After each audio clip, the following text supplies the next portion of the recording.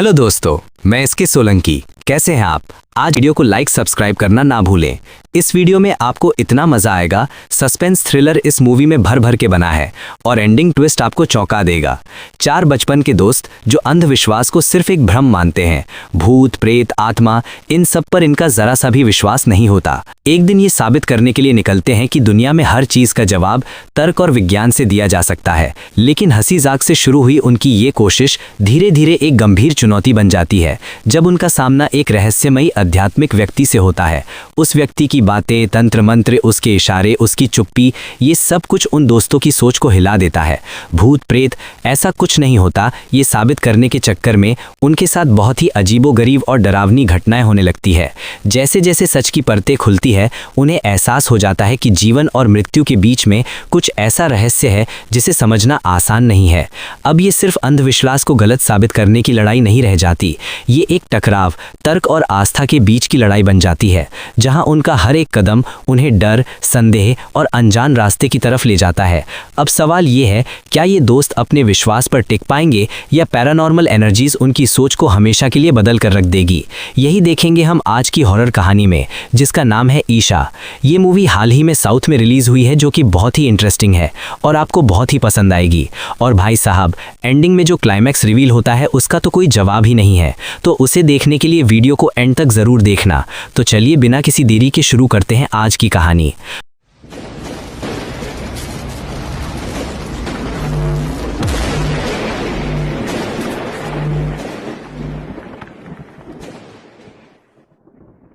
दोस्तों, कहानी की शुरुआत होती है चार बहुत ही अच्छे दोस्तों से, जिसमें कि दो लड़कियां और दो लड़के होते हैं। जब ये चारों स्कूल से अपने घर की तरफ जा रहे होते हैं तो तभी एक लड़की अपने फ्रेंड से पूछती है कि ये आत्माओं का मतलब क्या होता है। कल कोई बूढ़ी औरत हमारे घर के पास आकर मेरे दादी से बात कर रही थी, आत्मा के बारे में कुछ बोल रही थी। कोई लड़की आत्महत्या करके मर गई और उसकी आत्मा उसके फ्रेंड के शरीर में आ गई। क्या सच में दुनिया में आत्माएं होती है? तब एक लड़का उन्हें कहता है कि अरे यार, ये सब कुछ फालतू की बातें हैं। इन बूढ़ी औरतों के पास तो कुछ भी काम धंधा नहीं होता, इस भर में उस घर में जाकर ऐसे ही फिजूल की बातें करती रहती है। तुम लोग इसी बातों पर ज्यादा ध्यान मत दो, ये सब कुछ बस अंधविश्वास है। इसी तरह से ये चारों भूत प्रेत के बारे में बात करते हुए अपने घर की तरफ जाते रहते हैं। खैर दोस्तों, अब उसके बाद हम देखते हैं कि एक छोटी बच्ची आधी रात को कब्रिस्तान के पास जाकर किसी कब्र के पास बैठकर कुछ बातें करती रहती है, वहीं पर खेलती भी है और उसी जगह पर बहुत अजीबोगरीब बर्ताव करने लगती है। उसे देखकर मानो ऐसा लग रहा था कि वो पजेज हो चुकी हो। खैर, सुबह होने के बाद उस बच्ची की माँ किसी बंदे से मुलाकात करती है। वो बंदा उस बच्ची की माँ को एक बाबा के बारे में बताता है कि बगल वाले एक गांव में एक बाबा रहते हैं जो कि भूत प्रेत को भगाने का काम करते हैं। वो एक बहुत ही सिद्ध बाबा है, तुम अपनी प्रॉब्लम उन्हें बता दो, वो ज़रूर तुम्हारी समस्या को हल कर देंगे। तो दोस्तों, बाद में ये बंदा उस महिला को लेकर उस बाबा के पास पहुँच जाता है। तो यहाँ पर ये महिला उस बाबा से कहने लगती है कि बाबा जी, कल रात मेरी बच्ची किसी कब्रिस्तान में जाकर एक कब्र के ऊपर सो गई, पता नहीं अचानक उसे क्या हो गया। कृपया करके आप उसे देखिए, जो भी समस्या है आप उसे दूर कर दीजिए। आप जो कहोगे मैं देने के लिए तैयार हूँ। अब वो दूसरा बंदा बाबा को बताता है कि बाबा, कुछ दिन पहले उसी गांव की एक लड़की ने अपने आप को जलाकर मार दिया था, उसके ही कब्र पर इस महिला की बच्ची जाकर सो गई थी। अब उसके बाद हम देखते हैं वो बाबा उस छोटी बच्ची को एक खटिया से बांधकर कुछ मंत्र वगैरह पढ़ने लगता है। उस बच्ची के शरीर पर कुमकुम वगैरह छिड़कता है और उसे कहने लगता है कि तुम खुद को समझती क्या हो? अगर तुम किसी भी शरीर में आओगी तो क्या मैं तुम्हें पहचान नहीं लूंगा? तुम चाहे जितने भी रूप धारण करो, मैं तुम्हें आसानी से पहचान सकता हूँ। और अब देखो, इस बार मैं तुम्हें बंदी बनाकर ही रखूंगा। जल्द से जल्द तुम इस बच्ची के शरीर से निकल जाओ, वरना यहीं पर तुम्हें जलाकर भस्म कर दूंगा। इस तरह से उस बच्ची को काफी सारे कोड़े मारने लगता है। अब ये सब कुछ देखकर बच्ची की माँ बहुत रोने लगती है। उस बाबा से कहती है कि बाबा, बच्चे को छोड़ दो, आप उसे मत मारो, उसे बहुत दर्द हो रहा होगा। तो वो बाबा कहता है कि तुम चुप रहो, तुम इस आत्मा के बहकावे में आ रही हो, इसलिए बस तुम्हें अपने बेटे का दर्द दिखाई दे रहा है। इसके अंदर तो एक बहुत ही खतरनाक आत्मा है, अगर ये आत्मा यहाँ से नहीं जाएगी तो तुम सारे लोग मारे जाओगे। खैर, अब उसके कुछ दिनों बाद हम देखते हैं वो छोटी बच्ची मर चुकी होती है। इसी कब्रिस्तान के पास वो चार फ्रेंड भी मौजूद होते हैं जो कि अब बड़े हो चुके हैं। इनके नाम होते हैं नैना, कल्याण, अपर्णा और विनय। अब ये जो छोटी बच्ची मरी होती है ना, उस बच्ची की माँ नैना के घर पर काम करती थी। अब उसके बाद रात को हम देखते हैं नैना अपने घर पर सो रही होती है, लेकिन तभी उसके साथ कुछ पैरानॉर्मल घटनाएं होने लगती है। जैसे कि उसे अपने घर में छोटी बच्ची के पैरों के निशान दिखाई देते हैं, और वो भी खून से लथपथ। वो खून भरे कदमों के निशान कर्टन के पीछे जा रहे होते हैं। अब नैना डरते हुए उस कर्टन को हटाती है तो वो देखती है कि कर्टन के पीछे वही बच्ची खड़ी है, लेकिन उसका रूप बहुत ही खतरनाक होता है। ये सब कुछ देखकर तो नैना बहुत ही डर जाती है। लेकिन दोस्तों, यहाँ पर हमें पता चलता है कि ये सब कुछ नैना का बस बुरा सपना था। खैर, अब सुबह होने के बाद नैना यही बात अपने फ्रेंड के पास जाकर बताती है कि वो बच्ची तो बचपन से ही हमारे घर में पल पड़ी, वो बच्ची तो मेरे दिमाग से जा ही नहीं रही है। और दोस्तों, उस बच्ची को तो बस नींद में चलने की बीमारी थी, लेकिन लोगों के अंधविश्वास ने उस बच्ची को मार दिया। दुनिया में ऐसे कई सारे ढोंगी बाबा हैं, हमें उनका पर्दाफाश करना चाहिए, तभी हमारे समाज में लोगों के अंदर जागरूकता आएगी। तो नैना के सारे फ्रेंड नैना की बात पर एग्री करते हैं। नैना कहती है कि चलो हम ऐसे भूत तंत्र मंत्र ये सब कुछ करने वाले सभी लोगों को एक्सपोज करते हैं। अब उसके अगले सीन में हमें उसी बाबा को दिखाया जाता है, और दोस्तों यहाँ पर हमें पता चलता है कि सच में ये बाबा ढोंगी बाबा होता है। इसका असिस्टेंट जानबूझकर लोगों के पास जाकर भूत प्रेत का नाटक करता है, और गांव में लोगों के बीच अंधविश्वास फैलाकर ये लोग अपना बिजनेस चलाकर लोगों से पैसे लूटते हैं। लोगों के डर को ही ये बाबा अपना हथियार बनाता है। इस बाबा का असिस्टेंट पहले गांव के अंदर जाकर सारी इंफॉर्मेशन इकट्ठा करता है कि हाल फिलहाल में इस गांव में किसकी मौत हुई है, उसकी सारी हिस्ट्री निकालता है और वो इंफॉर्मेशन इस बाबा को बताता है। तो ये बाबा उस गांव में जाकर उन लोगों को सारी बातें बताता है, जिससे कि गांव के लोगों को लगता है कि ये बाबा कोई अंतर्यामी बाबा है। लेकिन अब इस बाबा का पर्दाफाश करने के लिए नैना अपर्णा यहाँ पर आते हैं, यानी कि एक तरह से यहाँ पर उसका स्टिंग ऑपरेशन करते हैं, और फाइनली पुलिस वाले उस ढोंगी बाबा को गिरफ्तार करके ले जाते हैं। इन चारों की मदद से उस बाबा की सच्चाई सब लोगों के सामने आ चुकी थी। उसके बाद ये चारों एक दरगाह के पास जाकर एक और बाबा को एक्सपोज करते हैं। अब धीरे धीरे इन चारों लोगों का काम बहुत ही वायरल होने लगता है। लेकिन एक दिन नैना की माँ उसे आकर डांटने लगती है। वो कहती है कि आज के लड़कियों की शादी होना बहुत ही मुश्किल हो गया है, और ऊपर से तुम ये भूत प्रेत भगाने के चक्कर में टीवी पर भी आ रही हो। अब ऐसे में तुमसे कौन लड़का शादी करेगा? जिस पर नैना अपनी माँ को समझाते हुए कहती है कि माँ, वो बच्ची ऐसे ही नहीं मरी, उसको तो बस नींद में चलने की बीमारी थी। बस अगर कोई उस बच्ची को अच्छे डॉक्टर के पास ले जाता तो वो तो कुछ ही महीनों में ठीक हो जाती, लेकिन उस ढोंगी बाबा ने उसे कोड़े मार मार कर मार दिया। दुनिया में ऐसे कई सारे लोग हैं माँ, जो ऐसे अंधविश्वास में पड़कर अपना सब कुछ गंवा रहे हैं। हम जितना हो सके उन लोगों को बचाएंगे और इन ढोंगी बाबाओं को एक्सपोज करेंगे, ताकि ये ढोंगी बाबा इस तरह से बेवजह किसी की जान ना लें, पैसे के नाम पर लोगों को ना लूटें। खैर, अब उसके बाद हम देखते हैं एक दिन ये चारों किसी कैफे पर मुलाकात करते हैं। तो यहाँ अपर्णा और विनय एक खुशखबरी सुनाते हैं कि अपर्णा माँ बनने वाली है। दरअसल दोस्तों, विनय और अपर्णा हस्बैंड वाइफ होते हैं। तो ये खबर जानने के बाद ये चारों बहुत ही खुश हो जाते हैं। और इसी के साथ हमें यहाँ पर एक और बात पता चलती है कि अपर्णा और विनय ने अपने घर से भागकर शादी की थी। शादी होने के बाद अभी तक वो लोग अपने माँ बाप से नहीं मिले थे। अब यहाँ पर एक और बात रिवील होती है। दरअसल जो कल्याण होता है वो नैना से बहुत ज़्यादा प्यार करता है। बचपन से लेकर आज तक वो उसे पसंद करता है, लेकिन अभी तक उसने नैना को प्रपोज नहीं किया। तो यहाँ विनय कल्याण से बात करते हुए कहता है कि देखो भाई, तुम जल्द से जल्द नैना को प्रपोज कर दो, जिससे कि हम चारों फ्रेंड अच्छे से एक ही फैमिली बनकर रहेंगे।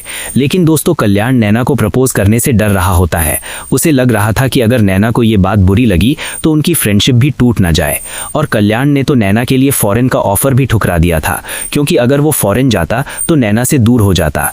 और दरअसल ये चारों सॉफ्टवेयर एम्प्लॉयज होते हैं। खैर, अब कुछ महीनों बाद इन चारों को आदिदेव नाम के एक बंदे के बारे में पता चलता है।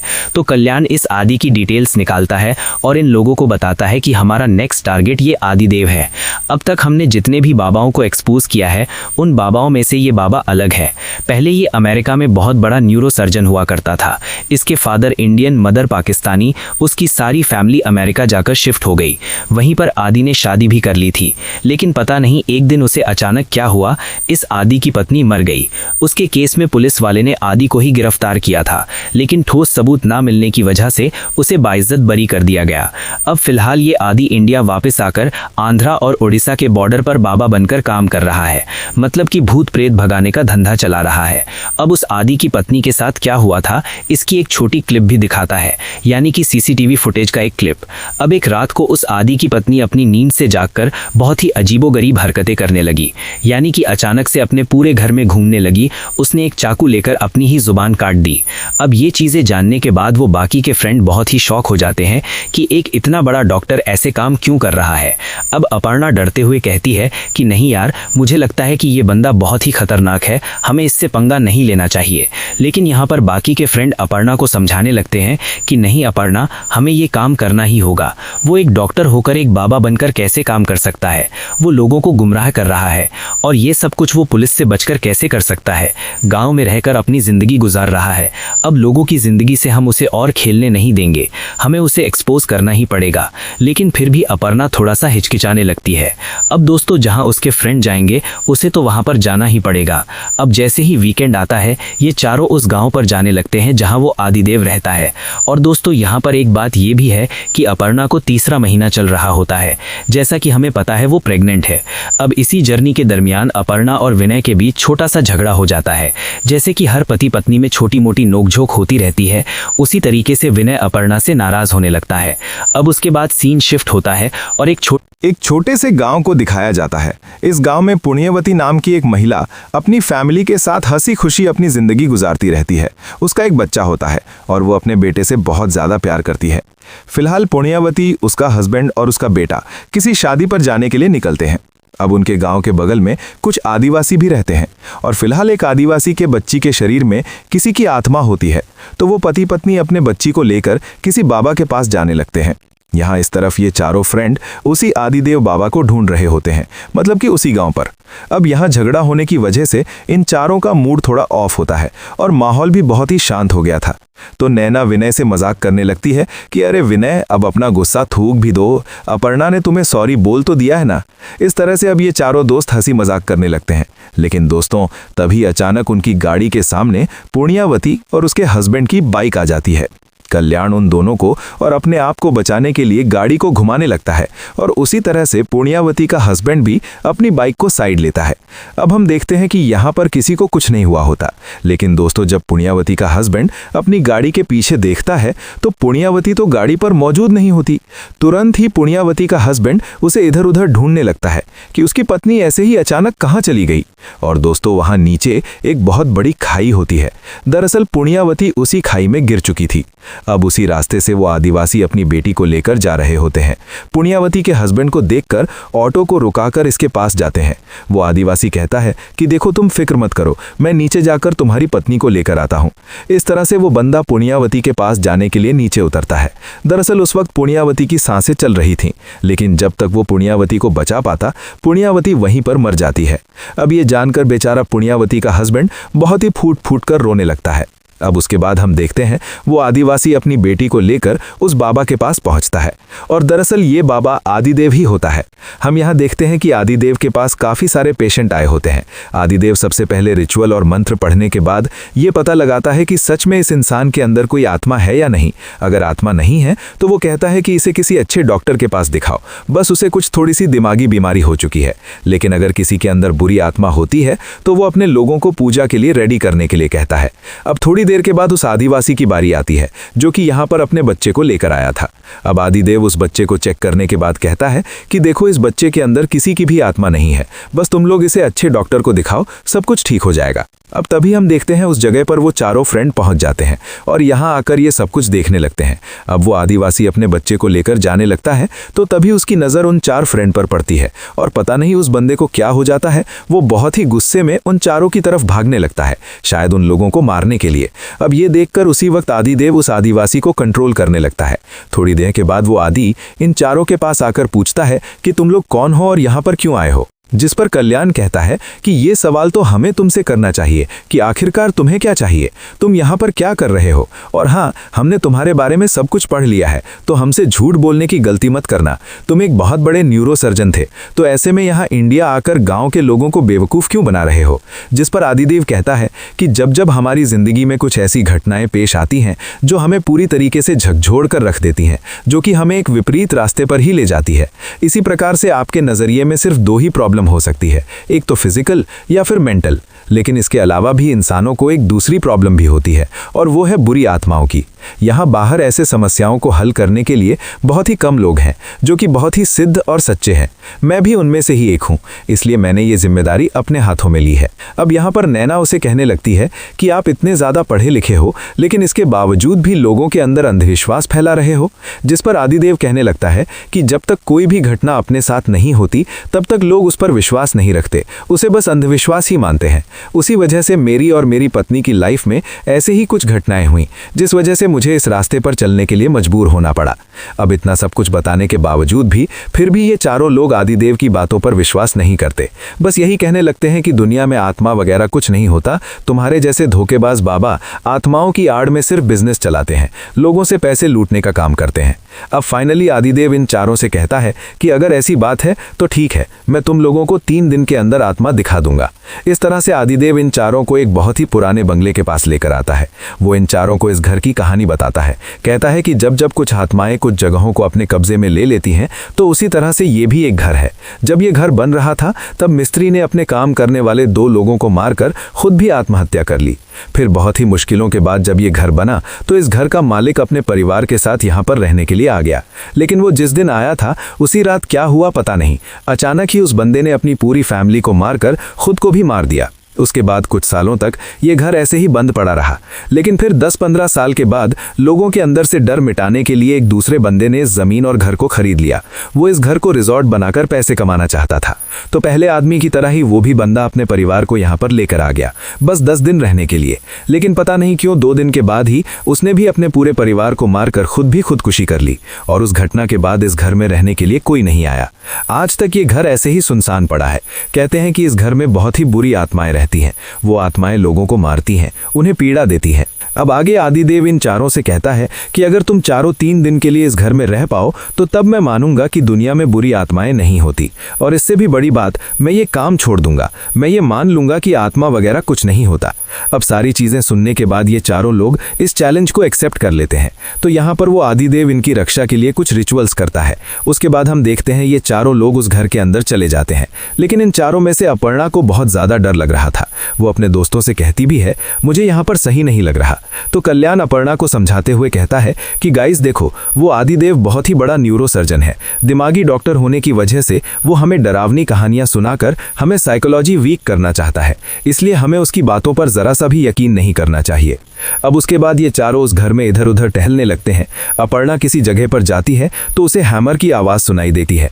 जब अपर्णा उस आवाज़ की तरफ जाती है और झांक कर देखती है तो वो देखती है कि एक आदमी हैमर से दूसरे आदमी पर बार बार वार कर रहा है। ये देखकर तो उसके पसीने ही छूट जाते हैं। वो तुरंत ही खुद को छुपा देती है, लेकिन दोबारा से उसी जगह पर देखने पर वहाँ कुछ भी नहीं होता।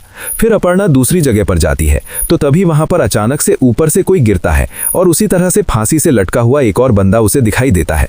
अब ये सारी चीजें अपर्णा की आंखों के सामने पल भर में हो रही थीं, यानी कि 1 सेकंड में दिख रही थीं, तो बाद में वहां पर कुछ भी नहीं था।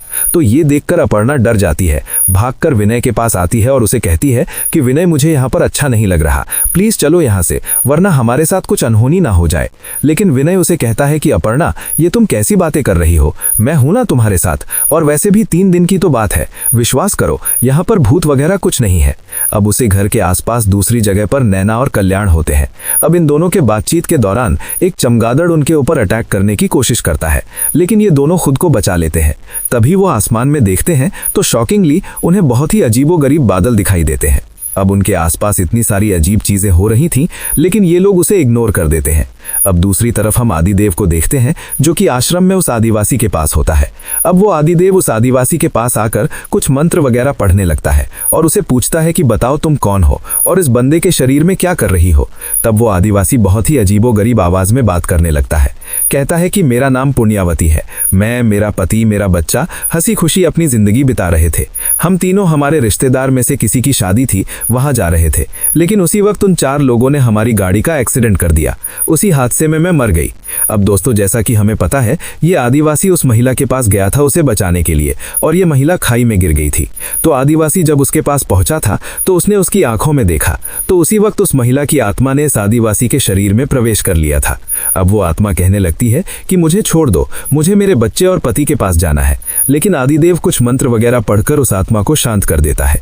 अब यहाँ इस तरफ अपर्णा और विनय सो रहे होते हैं, पर अचानक से अपर्णा को कुछ जलने की बदबू आने लगती है।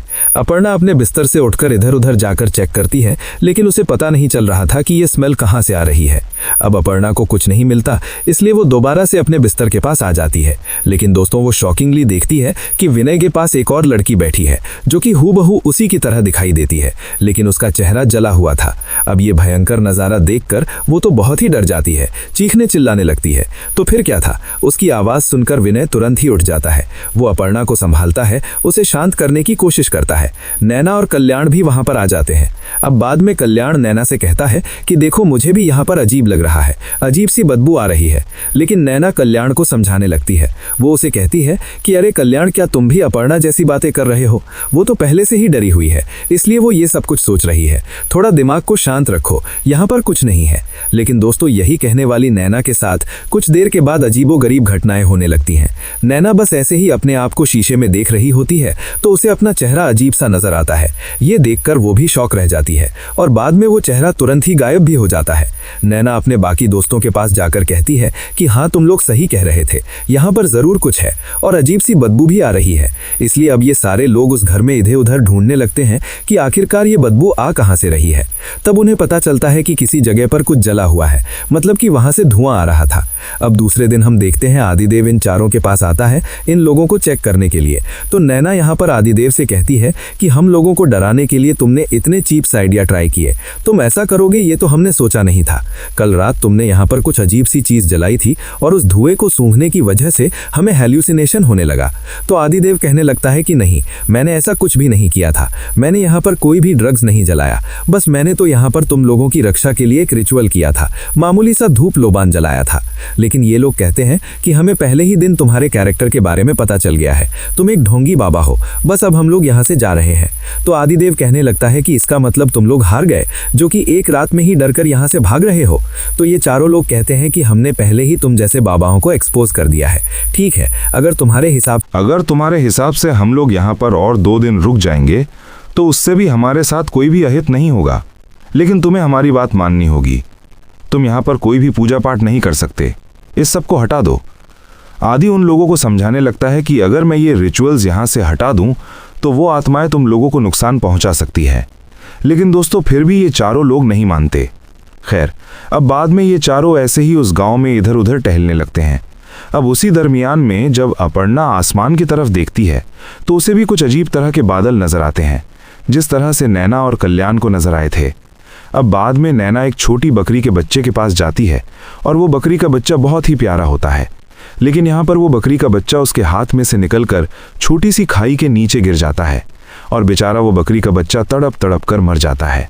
अपर्णा ये सब कुछ देखकर बहुत ही डर जाती है और वहां से चली जाती है। अब इसी दौरान हम देखते हैं कि विनय इनसे थोड़ा पीछे होता है। तभी वहां विनय के पास एक कुत्ता आता है और उसे घेर लेता है। उसे देखकर विनय बहुत ज़्यादा डरने लगता है। दरअसल अगर वो थोड़ा सा भी पीछे जाएगा तो खाई में गिर सकता था, और इतने में ही वो कुत्ता विनय के ऊपर हमला कर देता है। अब शायद विनय उस कुत्ते के हमले से बच जाता है।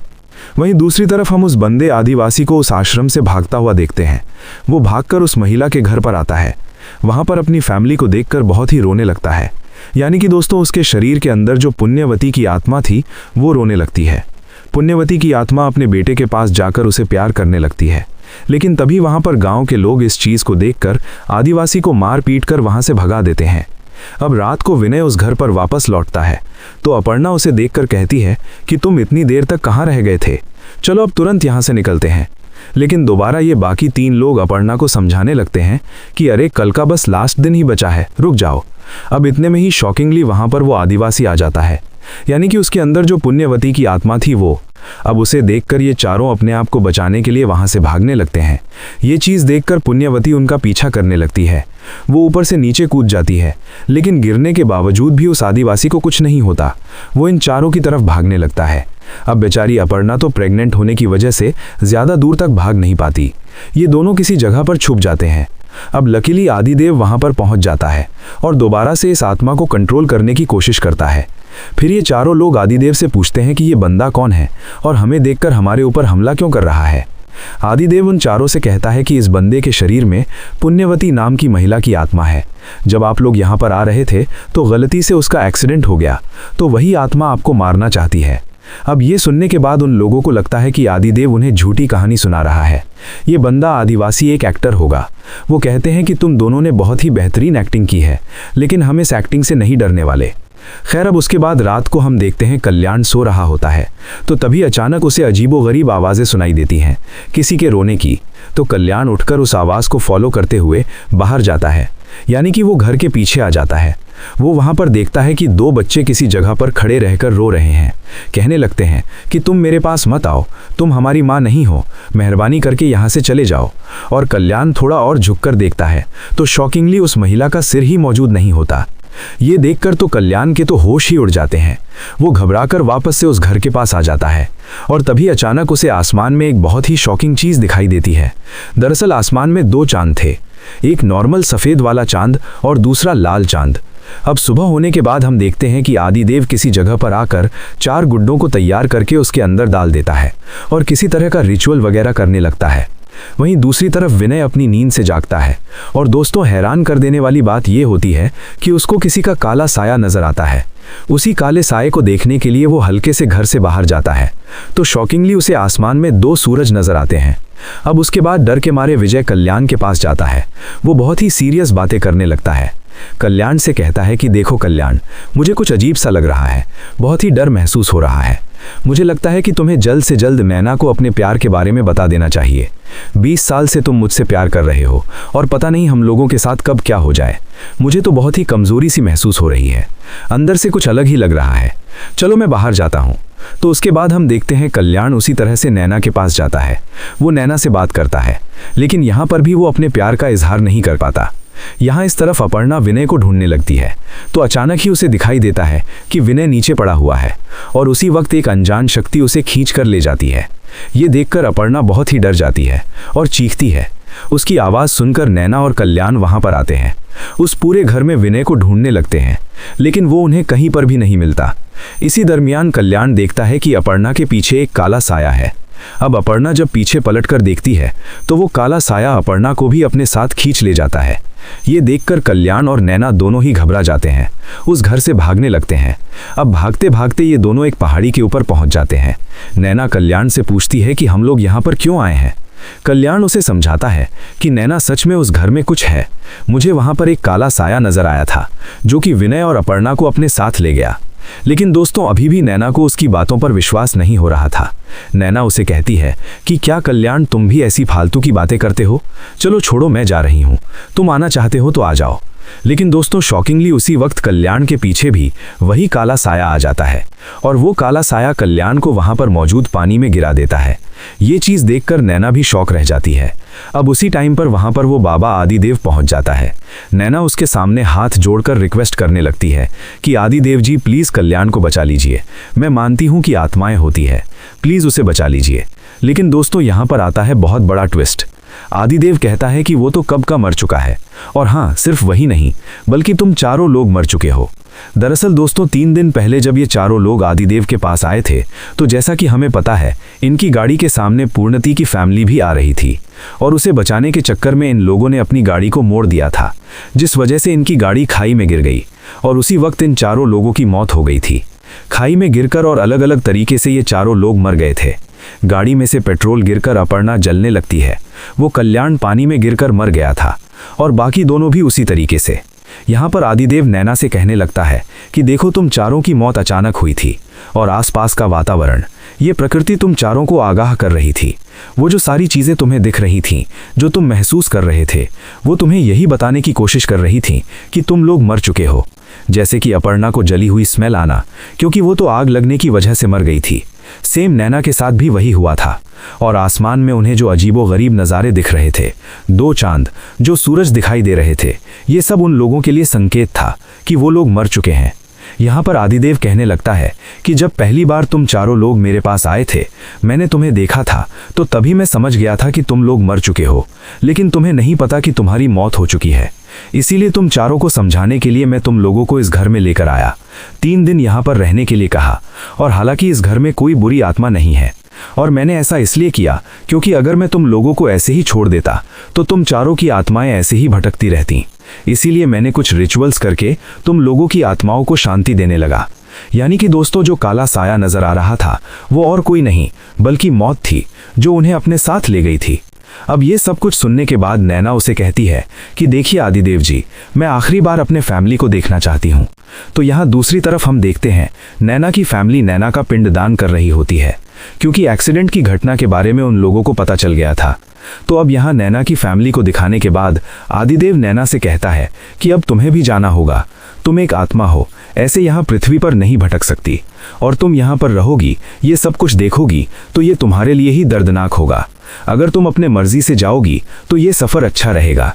लेकिन इतना समझाने के बावजूद भी नैना आदिदेव से कहती है कि नहीं, मैं नहीं जाऊंगी। और दोस्तों, इसी बात पर यह कहानी यहीं पर एंड हो जाती है। लगता है अब नैना की आत्मा आगे क्या करने वाली है, ये दिखाने के लिए ये इस मूवी का दूसरा पार्ट लाएंगे, और इस तरह से ये कहानी यहीं पर एंड हो जाती है।